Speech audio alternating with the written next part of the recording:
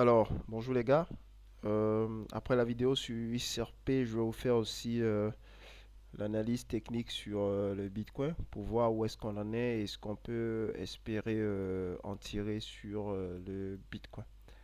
Comme d'hab, on va prendre nos différentes moyennes mobiles. Donc, une moyenne mobile à 320 jours, la rouge, une moyenne mobile à 80 jours, la verte, une moyenne mobile à 20 jours, la jaune et une moyenne mobile à 5 jours, la violette. Donc, notre premier trade avait été effectué dans cette zone. OK.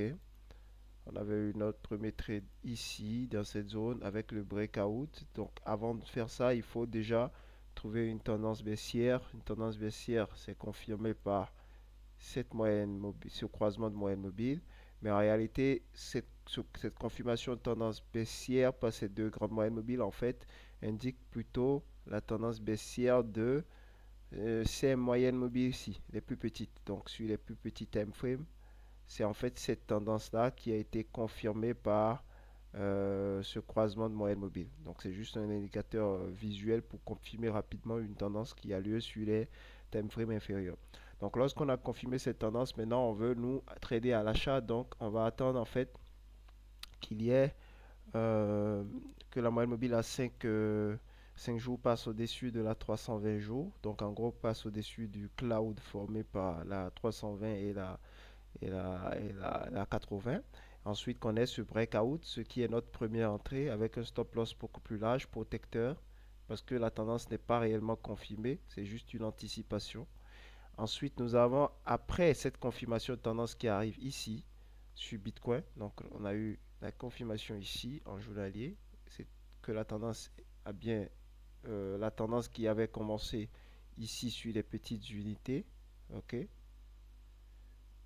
a bien été confirmée à ce niveau-là, ok, grâce à ça, visuellement. Donc, lorsqu'on a ça, on va attendre ce qu'on appelle les deep pullbacks. Donc, un deep pullback, c'est lorsque notre moyenne mobile de 20 périodes passe en dessous de notre moyenne mobile de 80 périodes, comme vous avez là. Parce que ça aussi, c'est un pullback, mais ce n'est pas un pullback assez profond. Tout simplement euh, parce que en fait, lorsque deux moyennes mobiles se croisent, les prix reviendront toujours tester la plus petite des deux. Donc ici, lorsque vous avez 320 et 80 qui sont croisés, les prix vont revenir obligatoirement chercher 80. Donc lorsque les prix reviennent en fait sur 80, il y aura deux cas de figure. Soit on va repartir dans le sens de l'achat, soit on va traverser, on va aller tout droit vers le bas. Ok? C'est pour ça qu'il faut toujours attendre en fait ce pullback là pour se positionner à un moment où on sent que c'est le meilleur départ, si vous voyez ce que je veux dire par là. Que c'est le meilleur départ. Donc, lorsqu'on a ça, on va avoir ce deep pullback qui est confirmé. Ok, ce deep pullback, maintenant, on va chercher de nouvelles entrées. L'entrée, c'est la 5 période qui passe au-dessus de la 80 avec son breakout. Donc là, on a eu notre deuxième entrée. Ok, reprise de la tendance, deuxième entrée. Ensuite, on a à nouveau encore un deep pullback ici et on a une autre entrée. Ok. Et là, on est monté tout droit jusqu'ici. On a un croisement, même si c'est léger, pardon. Et on a une nouvelle entrée, un nouveau breakout. Ensuite, on a eu cette zone qui a rangé pendant longtemps. On a eu une entrée ici qui n'a pas fonctionné. Ensuite, on a une autre entrée ici qui n'a pas fonctionné. Et on a une troisième entrée qui a fonctionné. Je crois que c'est... Voilà. Voilà. OK. Donc, on a eu ça. Donc, ce qui fait que sur 1, 2, 3, 4, 5, 6, 7 entrées, on a eu deux qui n'ont pas fonctionné, qui nous ont fait perdre direct. Et le reste des entrées nous a conduit à notre take profit, notre premier take profit, qui était ici l'extension de ce retracement-là. Allez. Donc là, on a eu ça, on a eu ça, on a eu ça, on a eu ça, On a perdu ça et on a eu ça. Ok.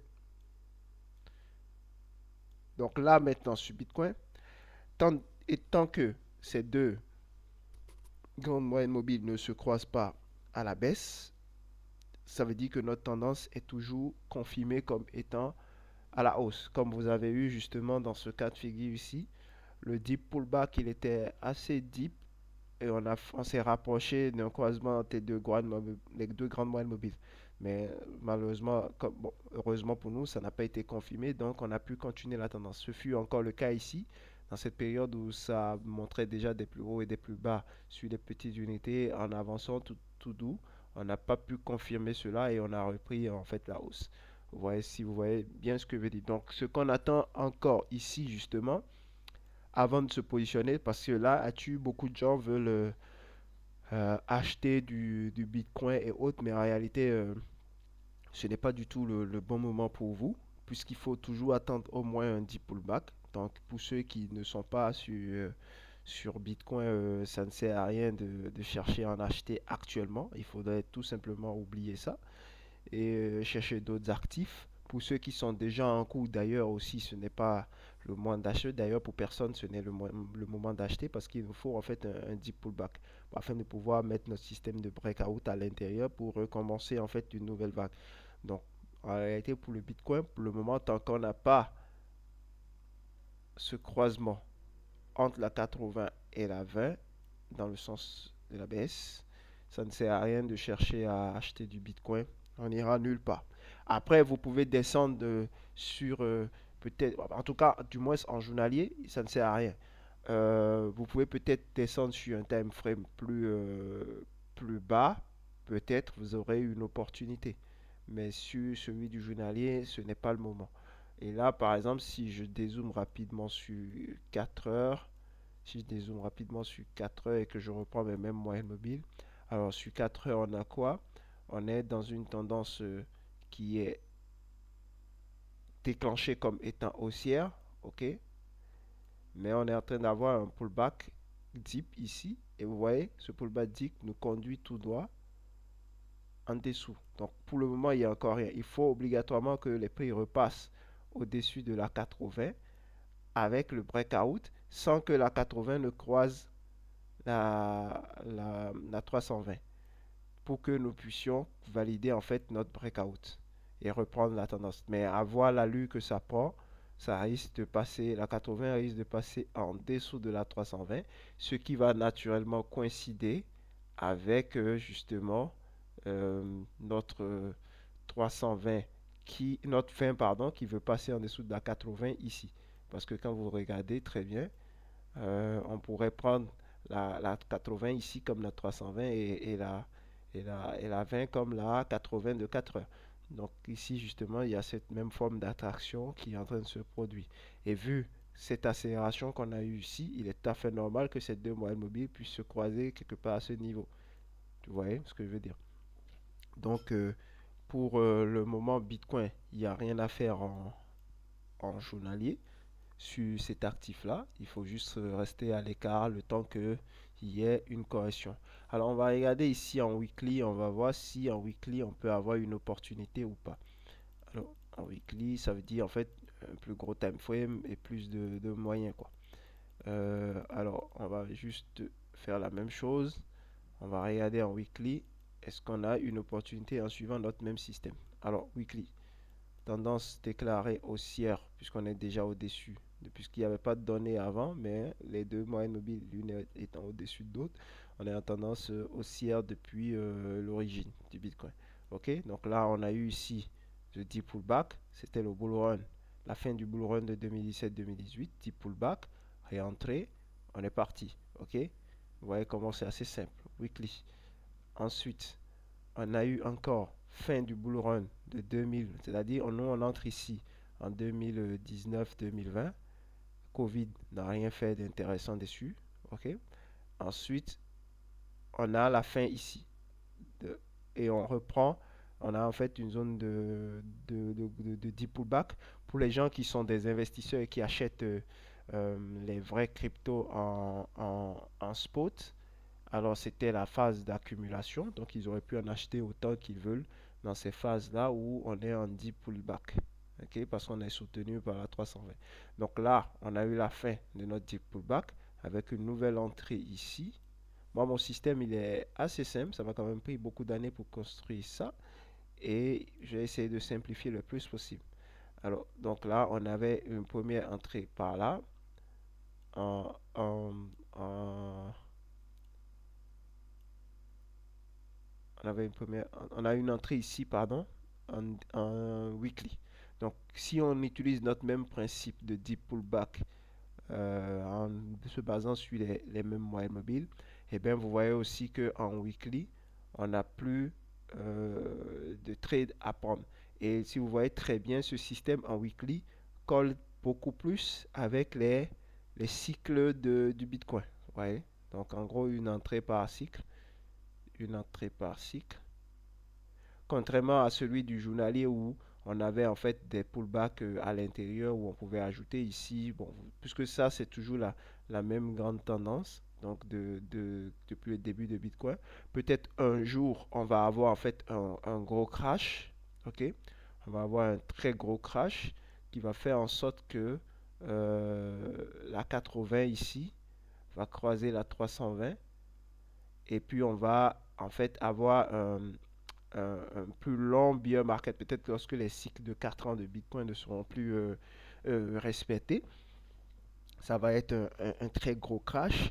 Et donc, ce qui fait que la 80 va passer en dessous de la 320 pour que cette tendance puisse s'achever et qu'on reprenne en fait une nouvelle tendance. Donc, tôt ou tard, ça va venir ce gros crash-là. Ce gros crash viendra tôt ou tard. Peut-être le Bitcoin va aller à 1 million et puis il va tomber jusqu'à 500, 400 000 ou peut-être même 100 000 et puis on va assister à ce crossover-là. Mais tôt ou tard, ce crossover aussi va venir. Donc pour le moment, ce n'est pas encore d'actualité parce que c'est du weekly, mais une chose est sûre, ça va venir. Comme vous avez pu voir que peu importe ce qui se passe, la 80 et la 20 finissent par se croiser.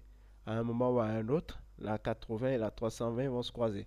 Tout comme vous avez aussi la 20 et la 5 qui se croisent toujours et vous avez la 5 et la 80. Donc tôt ou tard, vous aurez aussi la 320 qui va se faire croiser par une des moyennes mobiles. Là, vous avez eu justement cette baisse était assez dure. Vous avez eu la 5 au moins qui a touché la 320. Donc tôt ou tard, il y aura l'une des autres moyennes mobiles aussi qui va passer en dessous de la 320.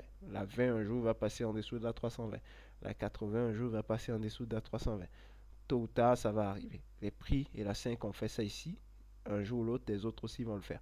Et ce sera un très très gros crash qui va venir tôt ou tard.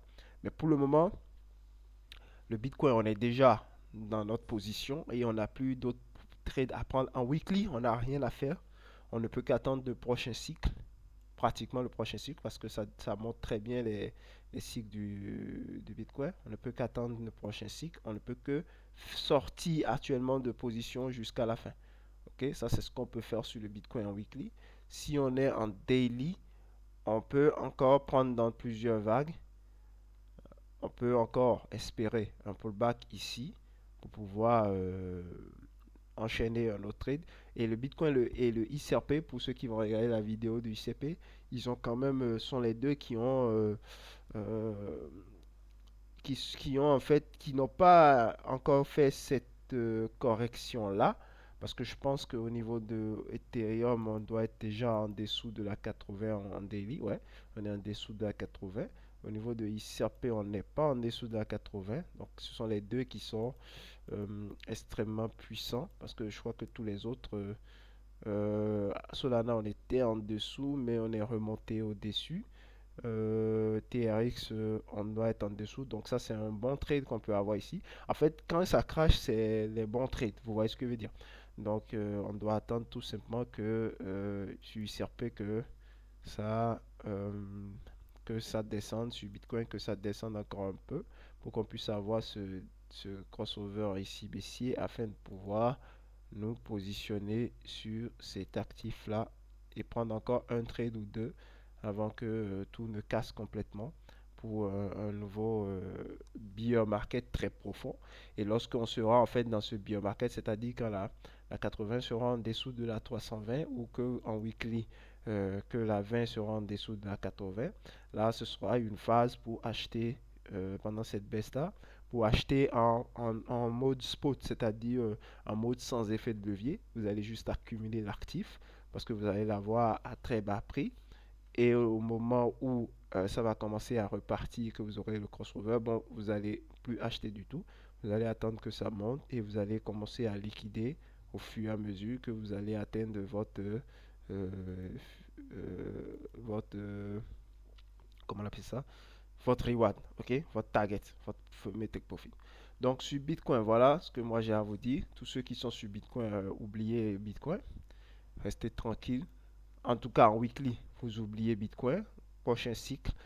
Et en daily, il faut au moins être en dessous de cette zone de 80 avant de pouvoir espérer quoi que ce soit.